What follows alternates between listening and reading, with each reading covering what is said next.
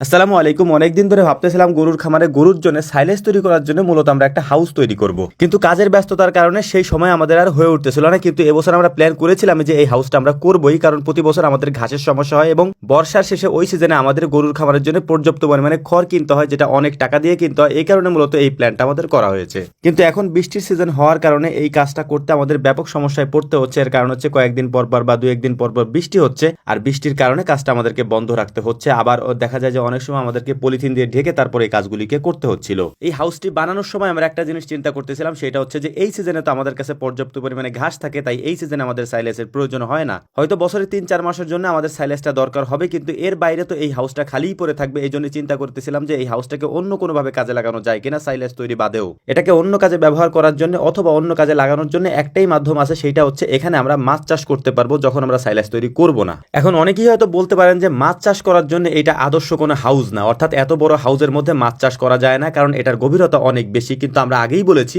এইটা মূলত আমরা তৈরি করতেছি আমাদের গরুর খামারের গরুর জন্য সাইলেস তৈরি করার জন্য। অর্থাৎ সাইলেসটা কিভাবে আমরা তৈরি করি ছোট্ট করে সেটাও আমি আপনাদেরকে বলে দিচ্ছি। সেটা হচ্ছে যে সাইলেস তৈরি করার জন্য আমাদের পর্যাপ্ত পরিমাণে ঘাসের প্রয়োজন হয়, অর্থাৎ যখন ঘাসের পরিমাণ বেশি থাকে ওই সময় আমরা আমাদের চপার মেশিনে ঘাসগুলিকে ছোট ছোট করে কেটে তারপর বস্তাবন্দি করে রাখি। বিভিন্ন সময় কিন্তু বস্তাবন্দি করতে গেলে অনেক বেশি জায়গার প্রয়োজন হয়, কিন্তু যদি একটা হাউস করা হয় এই হাউসের মধ্যে চিটাগুড় দিয়ে যেভাবে আমরা সাইলেসটা করি এবং এই ঘাসগুলিকে যেভাবে দীর্ঘদিন পর্যন্ত আমরা সংরক্ষণ করে রাখি, সেই প্রক্রিয়াটার মাধ্যমে হাউসটা হচ্ছে সব থেকে বেস্ট এবং হাউসের মধ্যে অনেক বেশি ঘাস একসাথে মজুত করে রাখা যায়, সাইলেস করে রাখা যায়, যেটা অনেক দিন পর্যন্ত গরুকে খাওয়ানো যায়। এ কারণেই মূলত হচ্ছে হাউসের এখানে উঠার জন্য আমরা একটা আলাদা সিঁড়ির ব্যবস্থা করেছি, যাতে করে ঘাসগুলিকে মাথায় করে নিয়ে এই হাউসের ভিতরে রাখা যায়। তো যাই হোক, আলহামদুলিল্লাহ প্রায় 13 থেকে 14 দিন পর্যন্ত এই হাউসের কাজ চলছে, কারণ এটা আমি আপনাদেরকে আগেই বলেছি বৃষ্টির কারণে এই কাজগুলি করতে আমাদের নানান ধরনের সমস্যায় পড়তে হচ্ছিল এবং মাঝে মাঝে এটাকে পলিথিন দিয়ে ঢেকে তারপরে এই কাজগুলিকে আমাদেরকে সম্পন্ন করতে হয়েছে বৃষ্টির কারণে। বৃষ্টি যেহেতু প্রচুর পরিমাণে হয় ইদানিং, তো ফাইনালি আলহামদুলিল্লাহ হাউসটা তৈরি হয়ে যাওয়ার পর এখন এটার উপর থেকে পলিথিনটাকে আমরা সরিয়ে নিব এবং এটাকে সুন্দর করে ধুয়ে পরিষ্কার করে